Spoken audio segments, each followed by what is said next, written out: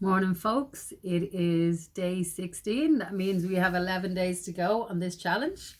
Lots of rumours flying around about whether or not our lockdown will be put on for longer. But try and ignore all the rumours and just focus on today. Congratulate yourself on getting through what you have so far and just say, well done.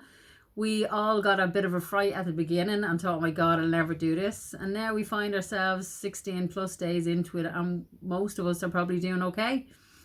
So, we've been talking about restorative practice and the questions that are involved. We've explored what happened, what were you thinking, what have you thought about since. And now, today, we're going to talk about the next two questions, and that is who has been affected by whatever it has happened. What this does is allows a person to take responsibility for their actions, so they become accountable for what they've done.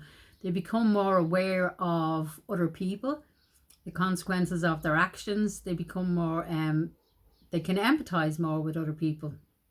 And then you ask them, what should happen next? Well, a lot of people think about restorative practice. They think of it as a get out of jail free card for people. Oh, you're just letting them off the hook. But it's not. It's looking to try and get a person to actually look at what they've done, take responsibility for what they've done, and come up with a solution to solving the problem. So if you ask a child what should happen now, what should be the consequences of their actions, more times than not, especially if they're young, they'll come up with a much harsher punishment than you would have given them yourself.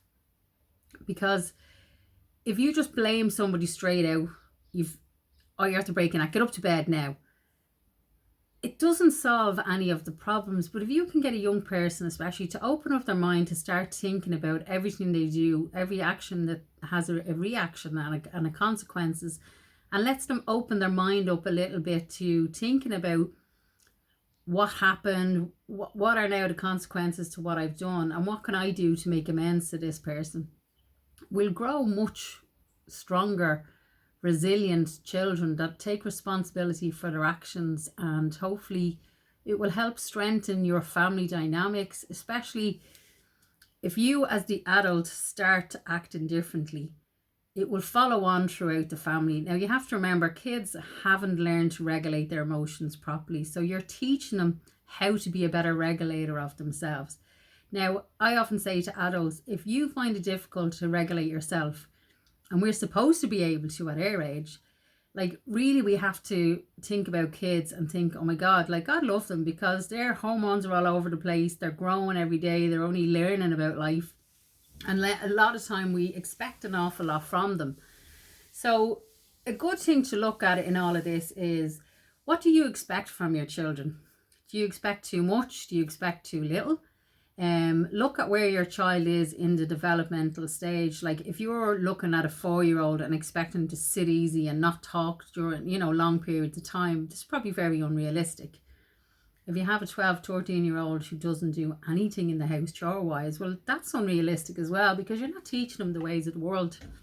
But have a good look at your own family dynamics and what it is that you expect from kids. Like, I know a lot of people want a really clean house all the time, and that's fine. But if you've got a family trying to enjoy themselves and live in a house and be all crammed indoors, or just have the garden to kind of escape you, it's probably unrealistic that the house is going to remain clean all day. You have to remember, it's not a show house, it's a home. So you might need to ease back on a few things that you're expecting of people at the moment, and you're expecting of yourself. Remember, give yourself a break, be good to yourself, and hopefully I'll see you all tomorrow. Bye bye.